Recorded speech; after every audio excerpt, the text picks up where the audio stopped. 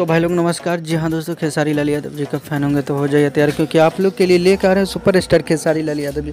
काफ़ी बेहतरीन गाने, तो उसी गाने के बारे में बात करेंगे। तो गाइस लास्ट तक देखिएगा वीडियो को, तभी समझ पाएंगे। तो दोस्तों आप लोग को बताना चाहूँगा, खेसारी लाल यादव और डिम्पल सिंह का एक बार जो शूटिंग हुआ था, फाइनली वो शूटिंग का वीडियो आप लोग के बीच में कुछ दिन पहले सामने आया है। तो आप लोग समझ ही सकते हैं कि डिम्पल सिंह और खेसारी लाल यादव जी का फिर से एक बड़ा धमाका सॉन्ग आएगा बैक टू बैक। तो तैयार रहिएगा।